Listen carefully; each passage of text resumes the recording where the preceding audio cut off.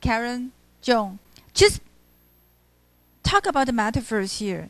You can pick up one metaphor to comment on, or you can try to discuss whether there are different kinds of metaphor, or you can talk about their similarities. You can talk about their differences or their similarities, or just comment on the implications of one metaphor. OK， 那个我们这次选的诗，我觉得很好玩，是这样子哈。这些诗很适合谈 rhythm 和 metaphor， 为什么？因为可能是因为你要去表达人生的一些抽象的意念的时候，有的时候就必须要用 metaphor。那有的时候你就想要用诗的一些韵律来表达，所以才会有这样那个很有趣的现象。好 ，OK， let me read it and then we'll get the three of you to respond. I'm a riddle in 9 syllables. An elephant, a ponderous house, a melon strolling on two tendrils. Oh, red fruit, ivory, fine timbers. This loaf's big with its easy rising. Money's new minted in this fat purse. I'm a means, a stage, a cowing calf. I've eaten a bag of green apples, boarded a train there's no getting off. Okay, yeah. Karen?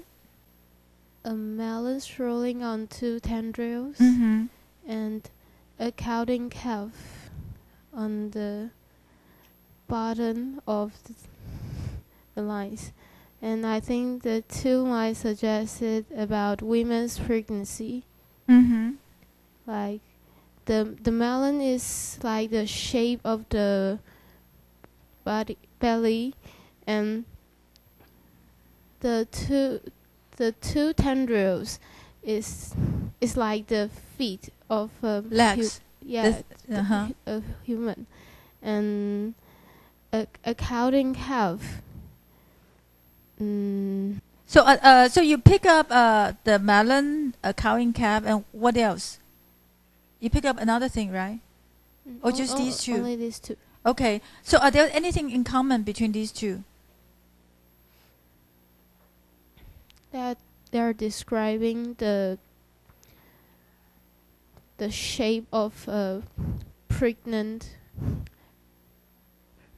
woman. Maybe a melon is an exact rendering of the shape, but a cowing calf is to say that the pregnant woman is a 大母牛. Maybe it's an idea that the woman is clumsy. Is huge, right? Okay. And I think the other things in common between these 2 is the idea that they produce something. You know, like a melon is the product of a plant, and a cowing calf is, you know, a cow with a calf. You know, so the child or the fruit is what is important for this pregnant woman, right? Okay, Kara? I think an elephant, the speaker compare an elephant to herself, because she's pregnant. An elephant is like her body; she become fat, and ivory, and an elephant is prized for its precious ivory tusk, and I think ivory represents her child, and I think the speak thinks the child is valuable, but elephant always killed because of its ivory tusks. And so I think the speak thinks she is deprived of significance, and she become less important. Yeah, this is a good point. Yes, you know, I think at first sight, elephant, ponderous house, melon strolling on 2 tendrils, we may think of the size, that all the 3 things are huge. Okay, but the other connection indeed is that between melon and fruit, and elephant and ivory. Yeah, because the the precious thing here actually correspond to are the elements that she mentioned in the second and third lines, like timbers, is the material for the pounder's house, just as ivory, is made of elephant's tusk, and then red fruit, maybe equivalent to melon, yeah. And then here, it seems that whether in terms of materials or the final product, this pregnant woman is evaluated only in terms of what she can produce, but not in terms of herself. Okay, yeah. Okay, if the previous few lines suggest products and materials, then here there is a sense of action that the loaf is rising, is in a rise, and then money newly minted. Again, both in terms of the action and the idea that is something valuable, something useful. Okay, and here this line, I'm amidst a stage, a cow in calf. Again, a contrast between something practical, something realistic, and something abstract. But then all the way through, the pregnant woman is defined in terms of the child she bears. And she's a stage for this child to exist and to develop. She's not herself. Yeah. And I've eaten a bag of green apples as the doctor dictates. So I think all the way through, what Sylvia Plath indeed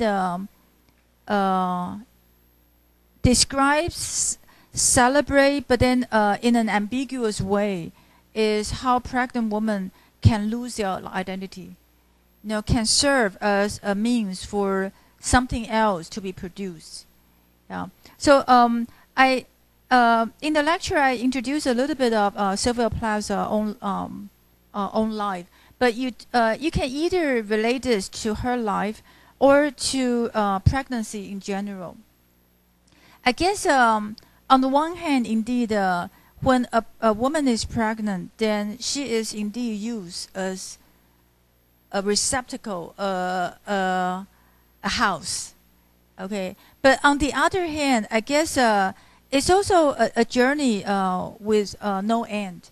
And then on this journey, sometimes this woman can be burdened, but then this woman can also become rich when she or she's with a child.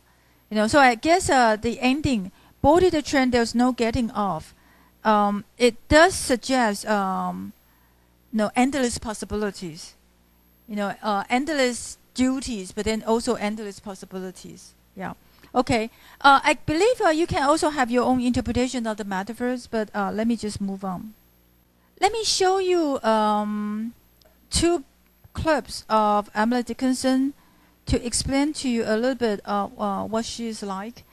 Emily Dickinson, in her life, there are several things which are special. One thing what I told you about, and that is for the last 17 years of her life, she never went out of her house. She's pretty much a recluse. And also the second thing is she's written a lot of poems without publishing them. And the third thing is, very interestingly, she seems to be preoccupied by death. And there can be different reasons. One reason is that in and around her family, there were a lot of deaths. So the rate of casualties in her society was quite high, and that could be a reason that for her to be preoccupied by death. But then on the other hand, she could also be using death as a way of retaining her independence. It's a bit like the poem "I'm Nobody, Who Are You?" She tries to use the poems to preserve some privacy in one way or another, like seeing herself as nobody, or talking about death or the life after death. Yeah. So let me show you a little bit of the introduction to Emily Dickinson. Most of you said that she's calmer. She moves readily toward the next stage of her life, etc. So I think the question here I have, is whether she is indeed calm, or whether there are points where she shows her reluctance to go toward death, to face death. Yeah. Here I scanned it. Let me read it for you, and then also I'll point out some places where maybe you can think twice about the meanings or the implications of the poem. Maybe after my reading of this poem, we'll take a break, and then we'll read Do Not Go Gentle Into That Good Night after the break. Because I could not stop for death, he kindly stopped for me. The carriage held but just ourselves and immortality. We slowly drove, he knew no haste, and I had put away my labor and my leisure too for his civility. So here, one thing to pay attention to is the alternation of long and short lines, or the so-called tetrameter and trimeter, 就是四音部和三音部。That there is this alternation. 还是一样，这个名词你们不需要记住，可是 but you need to know that although the lines are not rhymed, but there is a regularity in this poem, and also the predominant iambic meter. Okay, like we slowly drove, he knew no haste, and I had put away my labor and my leisure too. Okay, so there is a predominant iambic meter. Okay, and the other thing to pay attention to is the personification of death as a gentleman, who comes with a carriage, and then in the carriage there is the speaker, the death, as well as immortality. So the third question here is whether immortality is the same with eternity that she talks about at the end, or she thinks she saw that after that she can be guaranteed immortality, but actually immortality is just a companion for her to face the real death, a kind of concept she carries with her. Yeah, and then she gives away, or she gives up on the things in life. We passed a school where children drove at recess. 这就是 trochaic. Anapest at recess 就是前面两个音节，第三个音节重。At recess in the rain, we passed the field of gazing grain. We passed the setting sun. Or rather, he passed us. I think this is an important turning point, where not only death is personified, but sun itself, the setting sun, is personified. To show that at this point, the things in life become more active than this carriage, where the carriage itself seems to be moving toward death, toward a realm where which is colder, and they become slower and less active. And it's interesting also that only at this point does she realize that she's not properly dressed. Imagine the fact that she's like taking the journey at night, but she only has a gossamer gown and tau tippet, 就是那个丝质的那个gown 袍子和一个薄纱的一个那个披肩。Okay, we paused before the house. This is an extended metaphor. We paused before the house that seemed a swelling of the ground. The roof that was scarcely visible, the corners in the ground. So it's interesting that she compares a tomb to a house, and she carries on the comparison to also talk about the roof and the corners, 就是那个屋檐和檐角。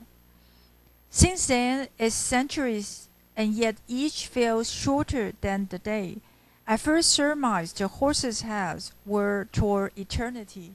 So at the end, there is another dash to suggest that this journey, like metaphor, is an endless journey. That the eternity she moves toward, is without ending.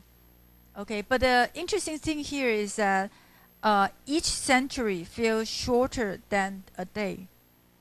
I think the implication is that because nothing happened, so time flies by, and it seems quite boring for her. Okay, so I think that could be the interpretation, but you could also interpret it as